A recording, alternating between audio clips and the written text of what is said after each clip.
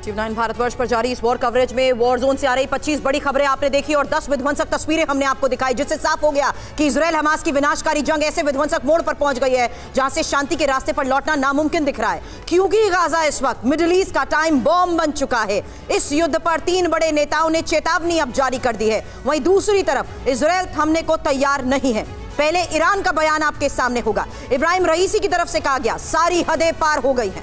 मिस्र के राष्ट्रपति ने कहा पूरा इलाका टाइम बॉम्ब बन चुका है। तुर्की के एर्दोगन कह रहे हैं युद्ध के अपराधी इजराइल के खिलाफ बड़ी तैयारी चल रही है। वहीं दूसरी तरफ इजराइल कह रहा है कि जहां भी हमास वहां सब कुछ तहस नहस। अमेरिका ने कहा कुछ भी हो जाए किसी तीसरी ताकत को आने नहीं देंगे। अब ऐसे में सवाल ये, आगे क्या होने वाला है? क्या गाजा तीसरे विश्व युद्ध का ट्रिगर पॉइंट बनने वाला है? इसे समझने की होगी कोशिश। इन खबरों की डिटेल जानकारी होगा पूरा एनालिसिस। लेकिन हमास और इजराइल में जारी जंग के बीच केरल में चर्च के अंदर धमाके की आज एक और बड़ी खबर सामने आई है। उस बड़ी खबर का रुख करने के साथ साथ गाजा द टाइम बॉम्ब को लेकर ये हालात को देखते हुए हो रही बयानबाजी पर एक्सपर्ट्स के साथ भी करेंगे चर्चा, क्योंकि जो हालात अभी बने हुए हैं, वॉर जोन से आ रही विध्वंसक तस्वीरों ने बड़ा संकेत दे दिया है। और अब ये 2 तस्वीरें एक साथ आपके सामने। इन 2 तस्वीरों में जो साफ नजर आ रहा है कि कैसे हमास और इजराइल में जारी जंग के बीच केरल में चर्च के अंदर यह धमाका हुआ है। और खास बात यह है कि कल ही चर्च की ओर से हमास को महिमामंडित करने की निंदा की गई। आज केरल में सीरियल ब्लास्ट हुआ है, एक महिला की जान गई है, 20 से ज्यादा लोग घायल बताए जा रहे हैं। ऐसे में धमाके से जुड़ती दिख रही एक खास बात यह भी है कि 2 दिन पहले ही केरल में हमास लीडर की स्पीच पर विवाद हो गया था। हमास लीडर की स्पीच का कैथोलिक चर्च ने आलोचना की थी और अब प्रार्थना के दौरान चर्च को टारगेट किया गया है। चर्च ने हमास के सपोर्ट को ठीक नहीं माना था। और अब इब्राहिम रईसी के बयान से मचे हड़कंप को लेकर खबर आपके सामने, क्योंकि इजराइल ने सारी सीमाएं लांघी। ये कहा गया हम कोई भी कदम उठाने को मजबूर। इस बयान का मतलब क्या है? और इस बयान के आधार पर एक सवाल ये कि क्या ईरान कुछ बड़ा करने वाला है? रईसी का पूरा बयान भी आपको बता देती हूं, क्योंकि अमेरिका ने हमसे कहा कि बीच में नहीं पड़ना। इस बयान को कोट एंड कोट करते हुए आपको बड़ी बातें बता रही हूं, क्योंकि अमेरिका ने हमसे कहा कि बीच में नहीं पड़ना। अमेरिका ने हमें युद्ध में दखल देने से रोका। खुद अमेरिका इजराइल की पूरी मदद कर रहा है। इजराइल ने गाजा में रेड लाइन क्रॉस कर दी है। अब हम कोई भी कदम उठाने के लिए मजबूर हैं। इजराइल पर जिस तरीके से यह बयानबाजी हो रही है, आज का एक और बड़ा बयान आपके सामने होगा। इजराइल पर एर्दोगान भी भड़क गए हैं। आत्मरक्षा के नाम पर नरसंहार बंद हो, यह बात उनकी तरफ से कही जा रही है। एक और अगली बड़ी खबर का रुख करते हुए यह जानकारी सामने आई, क्योंकि गाजा में क्रूरता, अत्याचार और बर्बरता की बात कहते हुए यह बड़ा बयान सामने आया। इजराइल पर भड़कते हुए एर्दोगान की तरफ से कहा गया आत्मरक्षा के नाम पर नरसंहार बंद हो। अब एक और बड़ा सवाल, क्या जंग में तुर्की उतरेगा? गाजा में लगातार बिगड़ रहे हालात के बाद जिस तरीके की बयानबाजी हो रही है, उसको भी हम एनालाइज करेंगे। लेकिन इस बीच यही सवाल कि क्या जंग में अब तुर्की उतरेगा, क्योंकि गाजा में इजराइल 22 दिनों से युद्ध अपराध कर रहा है, यह कहा गया है। दूसरी महत्वपूर्ण बात, हम पूरी दुनिया को बताएंगे कि इजराइल युद्ध अपराधी है। तीसरी महत्वपूर्ण बात, इजराइल को युद्ध अपराधी घोषित करने की तैयारी को लेकर आज खबर आई है। हालांकि हमास को आतंकी कहा तो नेतन्याहू को क्यों नहीं, यह सवाल भी उठा दिया गया है। और इंपॉर्टेंट इस बीच यह भी है कि आखिर किस तरीके से एर्दोगन ने तुर्की की विपक्षी पार्टियों से इसको लेकर यह सवाल पूछ दिया है। अब इस बीच आपको बता दूं, major general retired Sanjay Soi sir as a defence expert इस वक्त हमें ज्वाइन कर चुके हैं। Air marshal retired Rajesh Kumar sir defence analysis हमारे साथ हैं। Qamar Agha sir international affairs expert हमारे साथ हैं। कमर आगा सर, ये बयानबाजी आखिर क्या संकेत दे रही है? और इस बीच जिस तरीके से ये बयान एक एक कर अब सामने आए हैं, क्या ये साफ हो चुका है कि अब हालात और ज्यादा बिगड़ने के संकेत के तहत ही इस समय पर ये बयान सामने आ रहे हैं? देखिए, 2 कारण हैं। एक सबसे बड़ा कारण ये है कि इन देशों में पब्लिक प्रेशर बहुत है और वो चाहते हैं कि कोई सॉल्यूशन होना चाहिए। रोज़ाना डिमॉन्स्ट्रेशंस हो रहे हैं हर शहर में, पूरे अरब क्षेत्र में। और फिर दूसरी तरफ ये भी है कि टर्की के तो बहुत अच्छे संबंध इजराइल से बहुत पहले हैं। टर्की की एम्बेसी भी है वहाँ पे। फिर इजरायली एयरफोर्स के प्लेन्स, एयरफोर्स के पायलट्स वहाँ ट्रेनिंग के लिए भी आते हैं, उनके पास वहाँ का एयरबेस भी यूज़ करते हैं।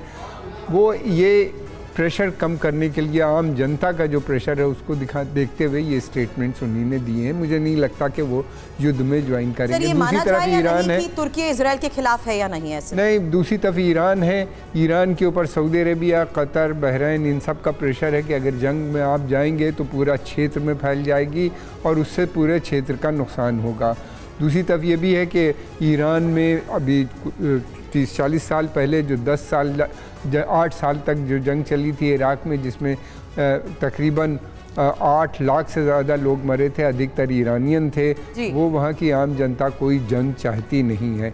गवर्नमेंट ज़रूर बात कर रही है, मुझे नहीं लगता कि वो... सर, ऐसे समय में ये तस्वीरें क्यों जारी कर दी जाती हैं? ये सवाल मैंने आपसे पहले इसलिए पूछा था क्योंकि अगली बड़ी खबर यही है कि जहाँ जंग के माहौल में तुर्की भी अपनी ताकत दिखा रहा है। तुर्की के रक्षा मंत्रालय ने एक वीडियो जारी किया है। तुर्की की 100वीं एनिवर्सरी पर यह वीडियो हालांकि सामने आया है। अब खुलकर इजराइल के क्या खिलाफ है तुर्की? यही इस बीच एक सबसे बड़ा सवाल था।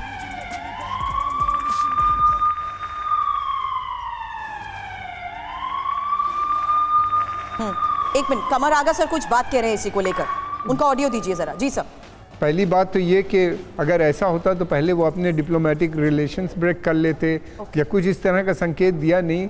ये मेरा ख्याल है पॉस्चरिंग है, दिखाना है, प्रेशर है इजराइल के ऊपर कि आप जो इतनी क्लिनजिंग जिसको उन्हीं ने कहा है कि वो बंद होनी चाहिए, और वहाँ पे जो है एक 2 स्टेट सोल्यूशन की जो लोग बात कर रहे हैं, सारे अरब या टर्की भी इस बारे में बात कर रहे हैं, उसकी तरफ बढ़ने का एक प्रेशर टैक्टिक्स है। मुझे नहीं लगता कि ये बहुत ज़्यादा कामयाब होगी, इसलिए कि इजराइल ने जो को पूरी सपोर्ट अमेरिका की है, उसका एक ऑब्जेक्टिव है, वो जब तक ऑब्जेक्टिव पूरा नहीं करेगा तब तक जाएगा नहीं। अब आपने सर पोस्चरिंग वर्ड यूज किया है, मैं चाहूंगी इस बीच राजेश सर आप मुझे जरा इन्फॉर्मेशन वॉल पर थोड़ी देर में ज्वाइन करिएगा, क्योंकि इजराइल वॉर के बीच भूमध्य सागर से बहुत बड़ी खबर आई है। अमेरिका ने यहां पर अपना दूसरा एयरक्राफ्ट कैरियर तैनात कर दिया है और पूर्वी भूमध्य सागर में की गई इस तैनाती को लेकर ही अब होगा सवाल। हालांकि ईरान के खतरे के देखते हुए अमेरिका के इस एक्शन को लेकर तमाम बड़ी खबरें सामने भी आई हैं, इसलिए सीधे इन्फॉर्मेशन वॉल का रुख करते हुए कुछ वीडियो इन्फॉर्मेशन भी आपके सामने होंगी, क्योंकि अमेरिकी एयरक्राफ्ट कैरियर की तैनाती को लेकर डिटेल्स जो अभी तक सामने आई हैं उसके तहत आज ये सबसे बड़े सवाल है। और मैं चाहूंगी राजेश सर आप मुझे प्लीज यहां पर जरा ज्वाइन करें, क्योंकि सबसे बड़ी खबर ये आई है कि किस तरीके से यूएस एयरक्राफ्ट के ये कैरियर अब मोर्चे पर हैं। यूएसएस ड्विट डी एसनहोवर की मोर्चे पर तैनाती को लेकर लगातार खबरें आ रही हैं। पूर्वी भूमध्य सागर में दूसरा यूएस एयरक्राफ्ट कैरियर जिस तरीके से पहुंचा है, ये क्या संकेत दे रहा है? ये निमित्ज क्लास का एयरक्राफ्ट कैरियर है और इंपॉर्टेंट ये भी है कि न्यूक्लियर क्षमता वाला एयरक्राफ्ट इस वक्त डिप्लॉय किया जा रहा है। क्या संकेत इसको लेकर मिल रहे हैं सर, क्योंकि मिडिल ईस्ट में अमेरिकी सैन्य मौजूदगी का मतलब क्या है? देखिए, पहले तो मैं ये साफ करना चाहूंगा कि ये न्यूक्लियर पावर्ड कैरियर है, पर इस पे न्यूक्लियर वेपन्स नहीं है। तो कोई ऐसा खतरा न्यूक्लियर वॉर का अभी सामने दिख नहीं रहा है, लेकिन ये बहुत बड़ी एक फोर्स है और इसके साथ जो एक एयरक्राफ्ट कैरियर है वो अकेला नहीं जाता है, उसके साथ पूरा फ्लोटिला साथ में जाता है। और दूसरी वॉल पर भी जरा शिफ्ट करें, वो तस्वीरें दिखानी भी जरूरी है उस एयरक्राफ्ट की। Continue sir. तो ये जो इतना बड़ा एयरक्राफ्ट कैरियर है आप देख रहे हैं, इस पे 70 से 80 फाइटर जहाज हैं, उसके साथ हेलीकॉप्टर हैं, उसके साथ AEW एयरक्राफ्ट है। तो इन सब का जो एक कंबाइंड फोर्स, जो फोर्स एप्लीकेशन अगर हो सकता है तो वो काफी बड़ा फोर्स है। मतलब एक पूरे मिडिल साइज कंट्री के पूरे एयरफोर्स के इक्विवेलेंट एक एयरक्राफ्ट कैरियर की फोर्स है। तो आप ये सोचें कि अगर ये युद्ध फैलता है, ये सिर्फ सिग्नल है सबको कि आप युद्ध ना फैलाएं, क्योंकि अगर आप युद्ध फैलाएंगे तो हम बीच में आएंगे। हकीकत तो वही है ना सर, लगातार हो रही बमबारी को लेकर भी तस्वीरें सामने आ रही है। और गाजा पर ही नेतन्याहू का बड़ा ऐलान, जहां युद्ध का दूसरा दौर शुरू। गाजा में ग्राउंड ऑपरेशन के विस्तार को लेकर आज ये बड़ी खबर और बड़ा बयान, इस मुश्किल जंग को हम जीतेंगे। इजराइल में जो हुआ दोबारा कभी नहीं होगा।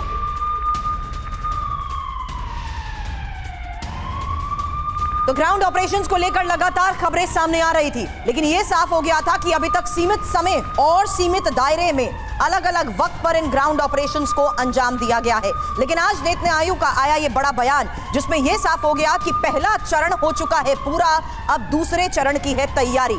लेकिन इस बीच बड़ा सवाल ये कि ग्राउंड ऑपरेशन के इस दूसरे चरण में अब होगा क्या? गाजा युद्ध का राउंड 2, खूनी दुश्मन को खत्म करेंगे और ये तो बस शुरुआत है, लड़ाई लंबी चलेगी। इजराइल के अस्तित्व का संघर्ष, आजादी की दूसरी जंग, ये बड़े बयान सामने आए हैं। हालांकि राउंड 2 में कैसे तबाही मच रही है इसकी एक तस्वीर आपको देखनी चाहिए, क्योंकि लगातार हो रहे हमलों के बाद जो हालात बिगड़ रहे हैं। ऑपरेशन गाजा का राउंड 2 और उसकी ये तस्वीर जरा गौर से देखिए, क्योंकि अब ये साफ हो चुका है कि लगातार हो रहे धमाके के तहत बंकरों तक पहुंचना एक सबसे बड़ी चुनौती थी और अब बंकरों तक पहुंचने में मिली कामयाबी, बंधकों को छुड़ाने का प्लान और ग्राउंड फोर्स पर उतरी टीम्स ने ग्राउंड ऑपरेशंस को अंजाम देना शुरू कर दिया है। लेकिन अब कौन कौन से उनके टारगेट्स हैं, ये अलग अलग उसी टारगेट्स को लेकर तस्वीरें भी आपके सामने।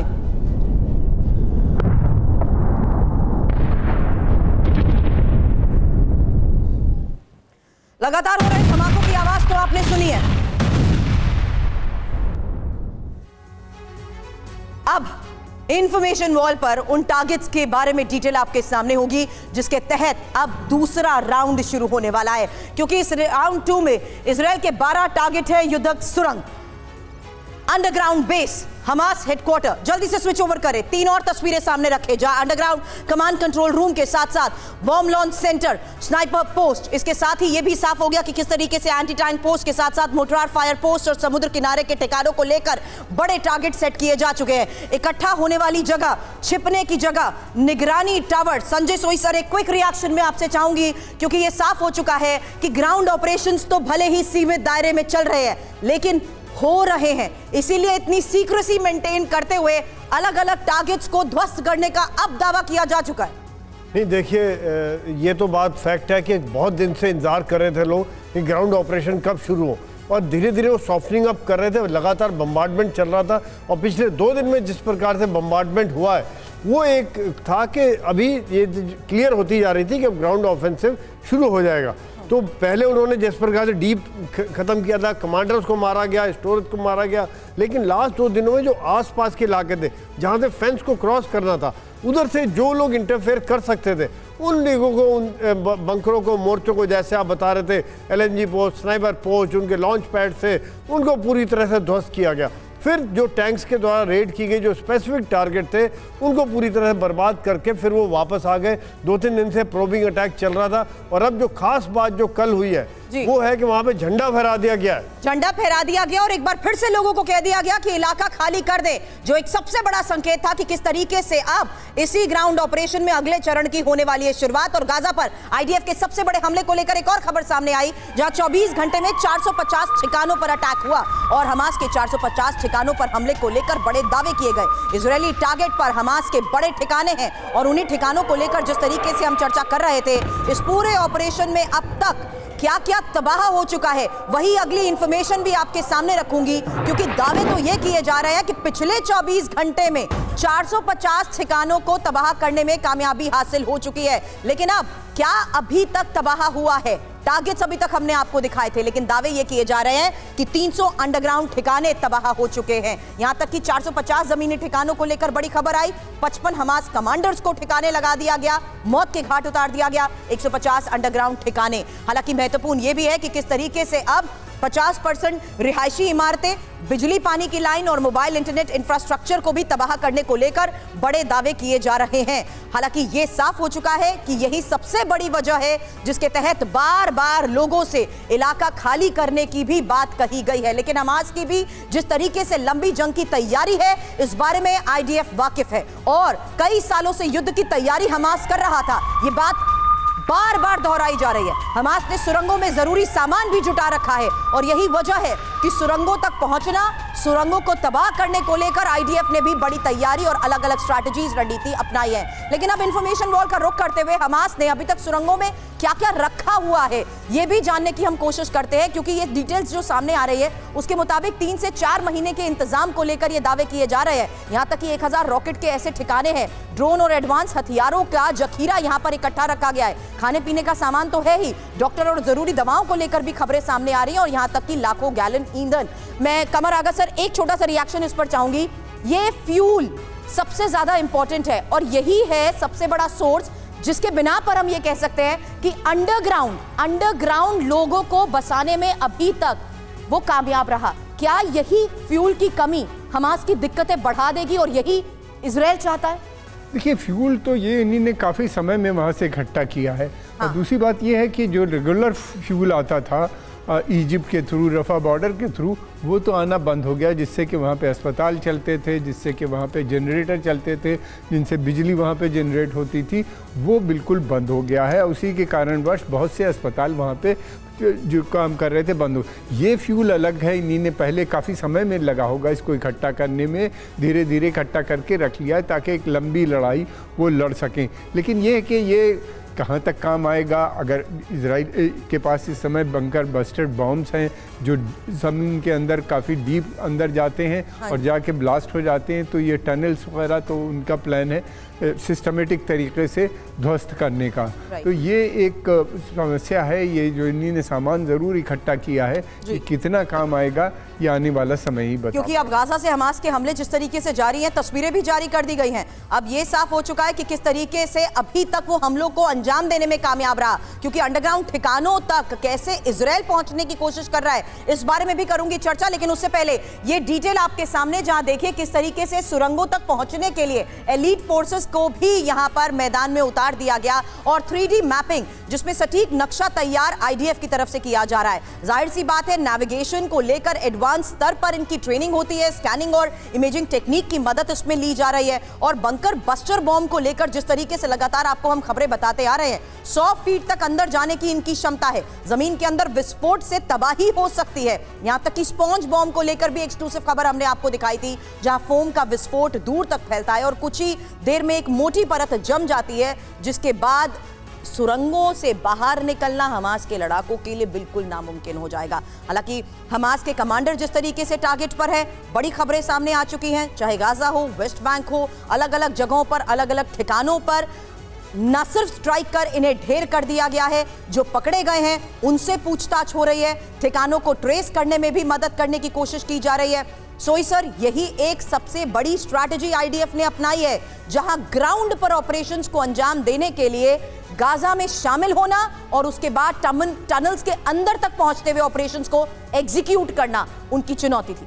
नहीं, देखिए सुरभि जी, ये बहुत ही प्लान तरीके से इजराइल जा रहा है, क्योंकि वो सब चैलेंजेस को समझते हैं। काफ़ी सालों से वो देख रहे हैं, उनको सब कुछ लेआउट पता है, लेकिन इतना डीप लेआउट नहीं पता होगा कि टनल्स अंदर ही अंदर उन्होंने किस प्रकार से बना दिए। तो यहाँ पर 3-4 तरीके से लड़ाई लड़ रही, जैसे आपने फेज भी बताया था। एक तो वो उनके माइंड को, विल टू फाइट ब्रेक करने की कोशिश कर रहे हैं। वो हमास कब तक लड़ेगा, उनको आइसोलेट कर दिया गया, उनकी सप्लाई बंद कर दी गई, उनके कमांडर्स को मारा जा रहा है, उनके ऊपर भारी बमबारी हो रही है। ऐसे जो बमबारी होती है, ऐसे लगता है वहाँ पर जैसे भूचाल आ गया हो। जब बिल्डिंगें गिरती है, बड़ी बड़ी बिल्डिंगें गिरती हैं, तो वो भूचाल आ जाता है। तब एक सिविल लोगों का प्रेशर पड़ रहा है उनके ऊपर कि आप हमें भी मरवा रहे हो।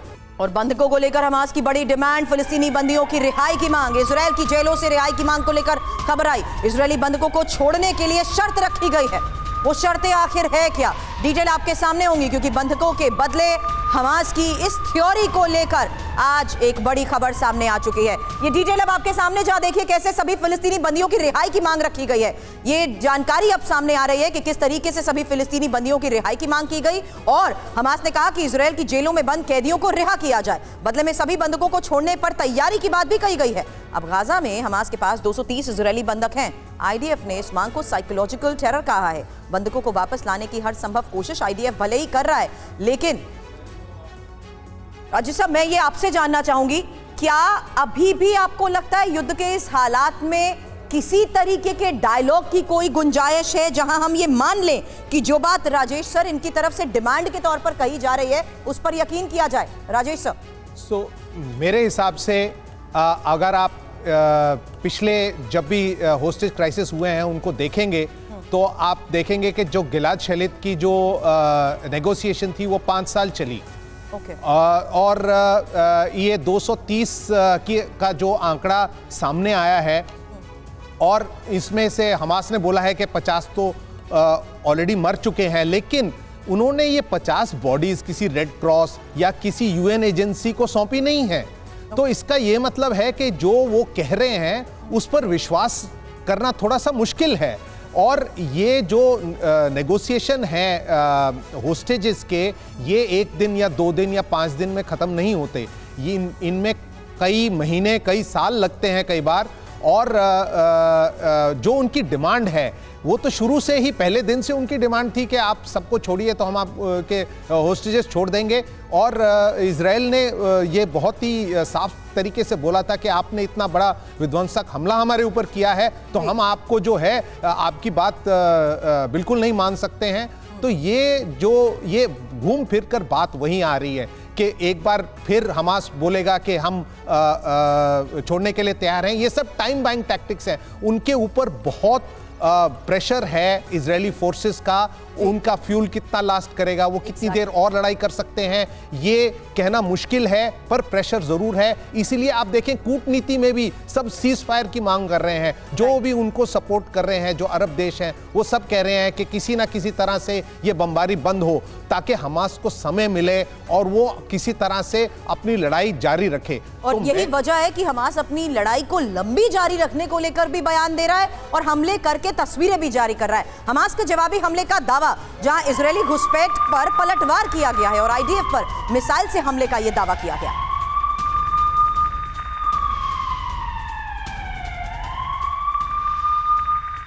और इस बीच एक और बड़ी खबर सामने आई है कि 1590 फिलिस्तीनी आईडीएफ के हाथों डिटेन हुए हैं। 7 अक्टूबर के बाद डिटेन किए गए हैं ये लोग। वेस्ट बैंक में बड़े पैमाने पर बंधक बनाने का आरोप और साथ ही ये भी कि एक स्थानीय संस्था की तरफ से इसको लेकर ये बड़े दावे किए गए हैं। हालांकि इस बारे में इंफॉर्मेशन भी अब आपके सामने रखेंगे, क्योंकि आईडीएफ के इस मिशन को लेकर जो दावे किए जा रहे हैं, जो डिटेल सामने आ रही है, उस बारे में चर्चा करने से पहले जान लीजिए किस तरीके से वेस्ट बैंक में लगातार पकड़े जा रहे हैं फिलिस्तीनी। और 7 अक्टूबर के बाद आईडीएफ जिस तरीके से ये अभियान चला रहा है, रिफ्यूजी कैंप से भी लोगों को हिरासत में लिए जाने को लेकर खबरें मिल रही हैं। हालांकि स्थानीय संस्था फिलिस्तीनी प्रिजनर क्लब की तरफ से इसको लेकर दावे ये किए गए हैं कि 1590 फिलिस्तीनी अब तक डिटेन किए जा चुके हैं। अब तेल अवीव में हमास के रॉकेट अटैक की एक तस्वीर आपके सामने रखूंगी, क्योंकि हमले के बाद तेल अवीव में लगी आग की ये तस्वीरें भी सामने आ चुकी हैं। आपको बता दें, अल क़स्साम ने ये वीडियो जारी किया है।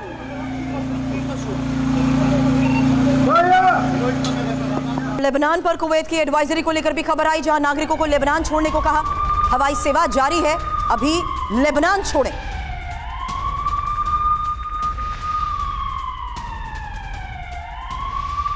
तो नागरिकों को लेबनान छोड़ने को जो कहा गया है, कमर आगा सर, अब ये किस बात को लेकर संकेत मिलते हैं, क्योंकि लेबनान पर कुवैत की तरफ से भी अब एडवाइजरी जारी कर दी गई है। कमर आगा सर, देखिए, जो नेतन्याहू साहब का प्लान है, उनका कहना यह है कि ये जितने भी आतंकवादी संगठन हैं, चाहे हिजबुल्लाह हो या हिज़्ब शाबी इराक़ में है या उसके अलावा हूती रेबल्स वगैरह हैं, इन सब को वो कहते हैं कि हमको ये इज़राइल के ख़िलाफ़ है, इनको ईरान से मदद मिलती है। एक तरफ तो उनकी पॉलिसी ये है कि इनको धीरे धीरे हमें कंटेन और ख़त्म करना पड़ेगा, और दूसरी तरफ ये भी वो कहते हैं कि इस स्नेक का जो हेड है वो तेहरान के अंदर है। यानी ये जंग, उनका कहना ये है कि तभी ख़त्म होगी जब ईरान तक पहुँचेगा मामला। तो ये एक लंबा प्लान है। वो बार बार ये कह रहे हैं कि अभी हमने शुरू की है, ख़त्म हम करेंगे। फिर ये भी कह रहे हैं नेतन्याहू कि ये एक लंबी जंग है, और ये है कि अब हिजबुल्लाह से इनके बीच में एक्सचेंज ऑफ फायर बराबर चलते रहते हैं, लेकिन अभी स्थिति बिगड़ी नहीं है। वहाँ पे वार्निंग ज़रूर दी गई है। लगता ये है कि एक बार हमास पे वो कब्ज़ा कर लेंगे तो कम से कम वो हिजबुल्लाह को डिग्रेड करके या उसको ख़त्म करने की दोबारा से कोशिश करेंगे। यही मॉडल वहाँ पे भी अप्लाई करने, क्या ऐसा कर पाएंगे ये आने वाला समय बताएगा, लेकिन उनको इस वक्त अमेरिका की पूरी सपोर्ट हासिल है। अमेरिका का जो इंटरेस्ट है वो इजराइल जितनी अच्छी तरह से प्रोटेक्ट करता है, बिकॉज ये जितने भी आतंकवादी संगठन जिनको ये कहते हैं, चाहे हिजबुल्लाह हो या हमास हो या जितने भी हैं, ये सब एंटी अमेरिकन भी हैं। और ईरान भी एंटी अमेरिकन है। अमेरिकन की जो अमेरिकन इजरायली जो पॉलिसी है इस क्षेत्र में, उसको वो खुल के अपोज करता है। तो इजराइल एक बहुत इम्पॉर्टेंट उनका एलाई है अमेरिका का, और इसीलिए इतने युद्धपोत आप देख रहे हैं, जंगी बेड़े वहाँ पे सब लाए जा रहे हैं। वो इसीलिए कि अगर वो ये अपना काम फिनिश ख़त्म करे, ताकि अगर कोई भी उसमें इंटरफियर करता है ईरान या कोई, तो अमेरिकन फोर्सेस जो हैं बिल्कुल। और यही वजह है कि अलग अलग स्तर पर, अलग अलग जगहों पर जारी ग्राउंड ऑपरेशंस को लेकर भी बड़ी खबरें मिल पा रही है, जहां वेस्ट बैंक में आईडीएफ के ग्राउंड ऑपरेशन के तेज होने की खबर आई है। हालांकि यहूदा और सामरिया और बेका में रेड को लेकर खबर आई, जहां 23 लड़ाकों को गिरफ्तार भी किया गया है। और हमारा जंक्शन में फायरिंग के ये आरोपी थे। हमास लड़ाकों ने 3 लोगों की यहां हत्या की थी।